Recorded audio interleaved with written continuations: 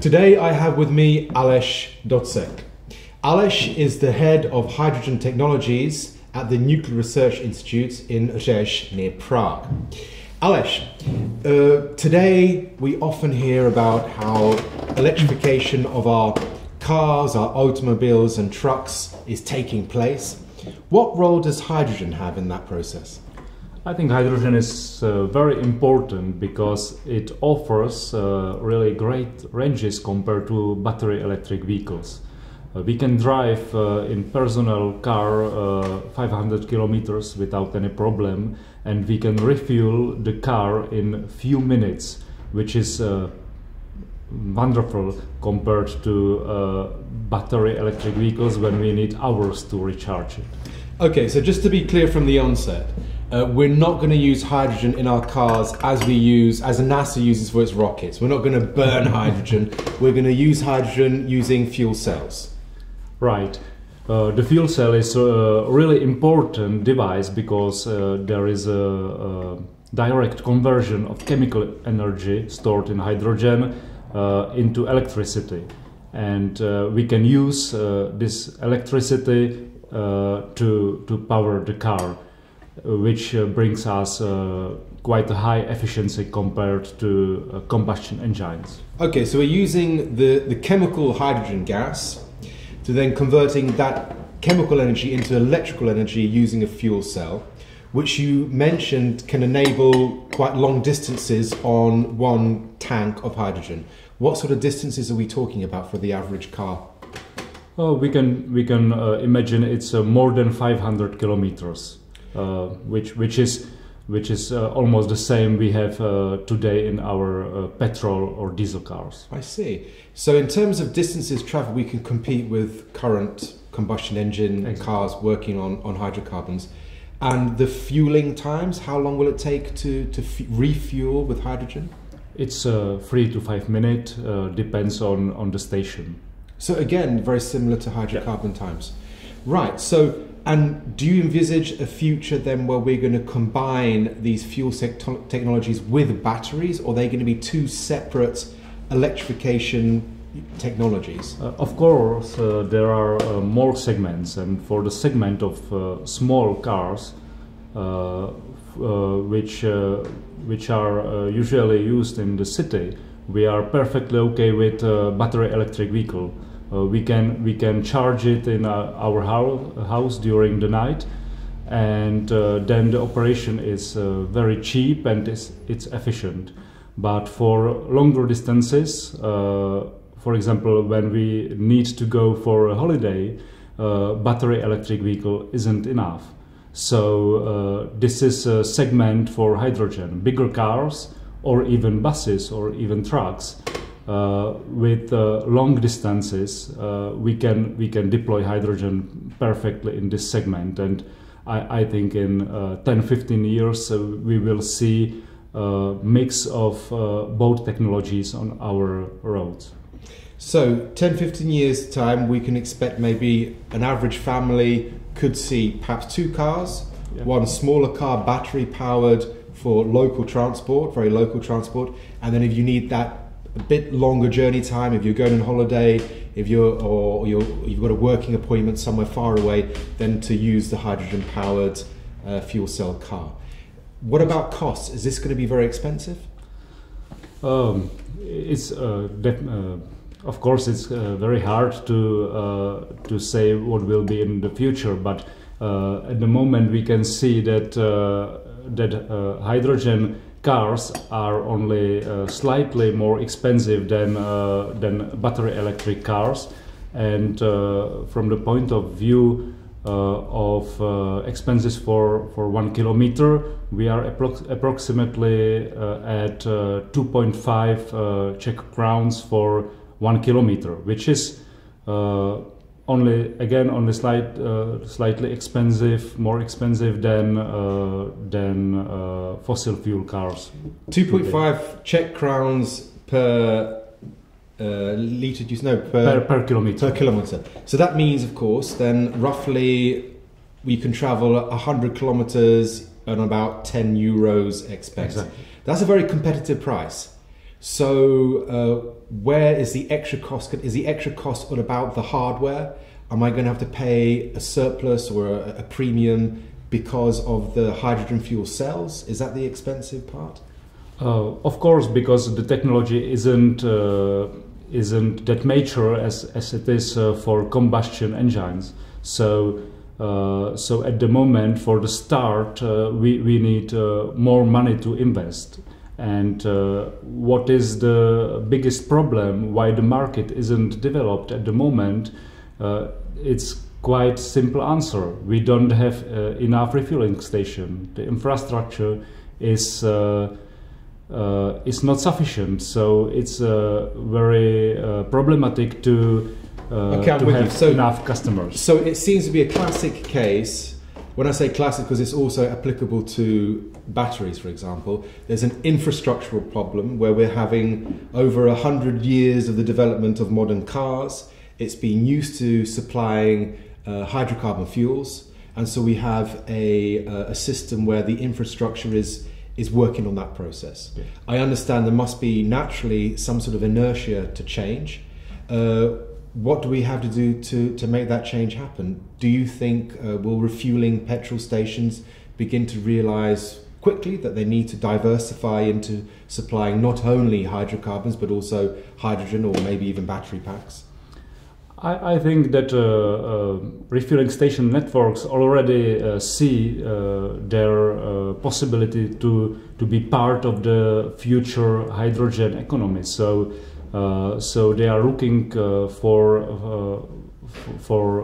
their part on this game, let's say. And of course, regulation, even it is from Paris Agreement or from European Union, it is almost impossible to comply this regulation only with possibilities we have today with combustion engines and with battery electric vehicles. So car manufacturers and also fuel producers, they are ready to take part of future market of hydrogen so cars. The industry, whether it's the car production industry or the supplier of car fuels, both sectors of that industry, they believe themselves that this is an opportunity. Yep. And they're preparing themselves for that opportunity.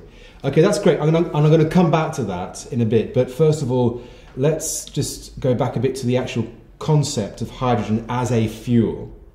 Because although hydrogen is the most abundant, it's certainly the most abundant element in the universe, arguably also our planet, it doesn't occur on our planet as hydrogen, exactly. H2 molecule, which we can use for this technology. Hydrogen occurs as a compound, most often with oxygen in the form of water, but also with carbon in the form of hydrocarbons. So hydrogen as a fuel really is a misnomer. Hydrogen is a storage of energy rather than a fuel itself. Where do we get our hydrogen from?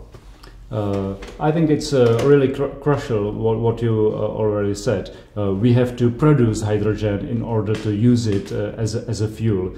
And we can basically two possibilities how to produce it. The first possibility, which is widespread at the moment, is from fossil fuels, for example, oil or methane. And the second possibility how to produce hydrogen is to produce it from water using electricity. And here is also one of the biggest advantage of hydrogen. We can produce it from water, which is clean source, yes. Using electricity, which could be also clean and emission free, and we can also use hydrogen production as energy storage for electricity grid, which is and which will be very important and very well-paid service for the grid. Okay, let's split those two sources for a moment, because there's the highly sustainable, environmentally friendly source of water, the electrolysis of water to form hydrogen. We'll come back to that in a bit. Let's begin though with the source of hydrogen using fossil fuels as a source of hydrogen. Is that currently speaking now, is that the major source of our hydrogen? Yeah, more than 90% of hydrogen is produced from fossil fuels nowadays. But what is important to say, even the fuel cell car, which is powered by this fossil hydrogen, is cleaner than the combustion engine car. So locally it produces only water. So there is no air pollution from the fuel cell car, what is important from the point of view of cities. And also the emission impact, I mean greenhouse gases effect, is better from hydrogen fuel cell car, even with fossil hydrogen. Nevertheless, hydrogen from fossil fuels means as well that there's an opportunity cost for the hydrogen. Do we produce enough hydrogen currently to satisfy a growing market in using hydrogen fuel cell technology, or will we have a problem with the amount of hydrogen we can produce? At the moment there are enough of hydrogen, but of course it isn't easy to build the infrastructure. So it is important to develop both parts of the market, the supply and demand at the same time. So oil refineries can produce now enough hydrogen to satisfy a growing market in the use of hydrogen fuel cell technology for transportation. Definitely. It can store that hydrogen safely, and it can transport it safely to maybe a growing infrastructure in the where we can go to actually buy as an end user hydrogen gas. Yeah, I don't see any problem in this, and I expect that for a few years, 5, 6, 7 years, there will be investments to the infrastructure of producing hydrogen and logistics, but it won't be dramatical. Okay, and in terms of the storage and transport of hydrogen, is it more expensive, considerably more expensive than the storage and transport of hydrocarbon liquids, which are currently used as fuels? Or are they comparable? Does there need to be some sort of changes in terms of technology to enable this, or do we already have at our disposition the means to roll it out?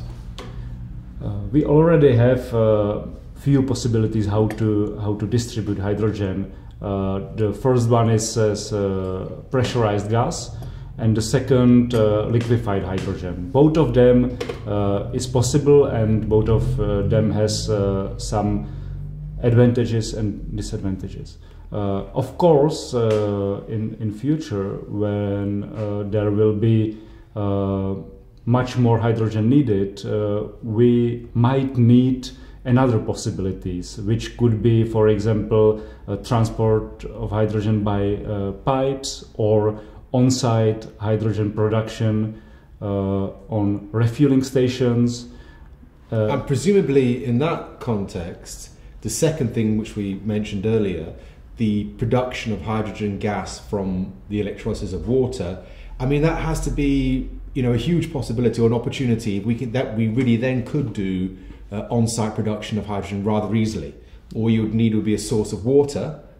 But tell me more about the current state of affairs regarding the electrolysis of water. How effective and efficient is it? Is a technology such that we can apply this at large scales? Where do we stand? I think the most important thing to say is that hydrogen mobility is only one part of the whole picture, because we can really use hydrogen as a medium to store surplus electricity.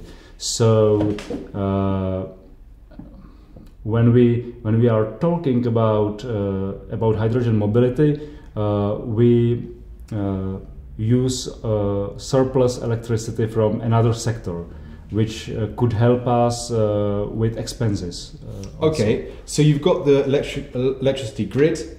Let's assume there's a big diversity. We could be still coal burning, we could be using nuclear power, we could be using renewable sources, wind, solar, etc. At moments when there's a surplus of generation electricity, demand drops for whatever reason, the price of electricity therefore drops. At that moment you're suggesting we can use that surplus of electricity on the grid to store that, in effect, store that electrical energy in the chemical form of hydrogen gas. Exactly, because there will be a lot of time in near future when electricity will be for free, basically. Okay, but even if it's for free, it's still got to go through a process of the electrolysis of water. And how efficient, using current technology now, could you give me a bit of an overview? How efficient is that process? And is there a lot of work at looking at different possibilities how to electrolyze water efficiently? The efficiency of electrolysis is nearly 75%, which sounds perfect. And we need approximately 55 kilowatt hours to produce 1 kilogram of hydrogen, which is very good, very good number. Yeah. So 75% efficiency from using electricity to store that energy into hydrogen. Exactly. And then what's the cost then of using hydrogen? How efficient is the hydrogen fuel cell at converting the chemical energy in hydrogen back to electricity? When we are talking about fuel cells, the efficiency is approximately 50%. So the whole round trip from electricity to hydrogen and back to electricity, either if it's stationary or if it's on board on the car, the whole trip efficiency is approximately 35%. 35%. Okay, 35%. However, that's going to be competing with current technologies for otherwise storing electrical energy in other forms. And the classic case, certainly in the Czech Republic, is that you're using hydro pumps. Yeah. So we're using surplus electricity to pump water up a gradient from a valley to a mountain top. There it can stay, and then you use gravitational potential when you release the water to regenerate the electricity. And if I'm not mistaken, that's about 50 to 60% efficient. Could be. So that's still a lot. That's not competitive still yet then. But we have to see the whole situation, because it is very complicated to build another hydro pump storage in Europe. It's very expensive. Environmentally, from the local point, it's very unpopular, and there are not so many locations where we can build hydro pump storage. So and of course, a mountain doesn't fit into your car. Yeah. So right, good. So this is all sounding rather promising, I have to say. Tell me a bit about what are the major challenges then that are really preventing the takeover of, or at least the grab of market share, as it were, in the automotive industry? What's preventing that? I think that the biggest or the most important aspect is that the whole hydrogen economy is very complex topic. So we need to have refueling infrastructure, we need to have car producers, bus producers or train producers which are on the market already, but they don't have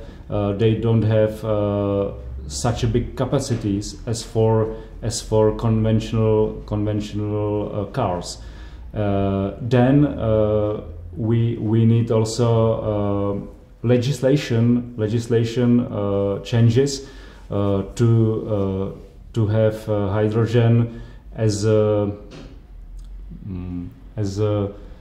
normal fuel. So okay. So in terms of legislation, about 8 years ago now, I think I took a ride in a hydrogen bus that you were developing, and but since then, unfortunately, I haven't seen another hydrogen bus. I haven't ridden one in Prague, for example. Now I know that in other cities there are, but here there isn't. Can you see, in terms of the Czech market, the Czech system, is there going to be legislation perhaps which is going to support this technology?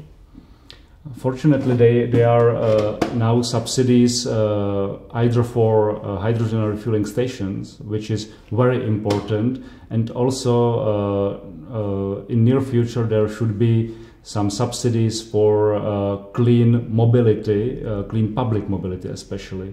And I expect that some of these money, some of these subsidies will be used for hydrogen buses, and I have information that we will see hydrogen buses in few regions in Czech Republic quite soon, especially Moravian Silesian region and probably also Prague. And should we be scared of hydrogen buses and hydrogen cars? Is there a danger aspect to that? We all remember how the NASA rocket exploded after takeoff. I know this is a completely different use of hydrogen, but nevertheless, I think it has a stigma. Yeah. There is perhaps a fear based on ignorance, but is it a legitimate fear? Of course, hydrogen, as any other fuel, contains a lot of energy. So we have to deal with it really with respect, as with any other fuel. And at the moment, all devices which contains hydrogen contains also hydrogen sensors. So when there is a leakage, hydrogen sensor could detect it, could automatically close the pressure vessel, and also it could start the ventilator to vent the vehicle. So there is no concentration able to explode. From my point of view, there is no big difference between petrol and hydrogen from the point of view of burning or exploding. Aleš, you are head of hydrogen technologies and at your institute. That puts you in a position to look far into the future of transportation for the whole world, and perhaps the sustainability of that transportation. From your viewpoint, are you positive? Are you optimistic about our future? I'm definitely optimistic. I can see big movement in Germany and Japan, also California, to move from fossil fuels in transportation to alternatives, and especially hydrogen. And I expect that in 10-15 years the hydrogen car will be pretty normal also in on Czech roads, in Czech families. So we have a bright future with hydrogen fuel cells. Okay, on that note of a bright future for us all, Aleš, thank you for coming on. Let's talk about it. Thank you very much. And I have for you a small gift.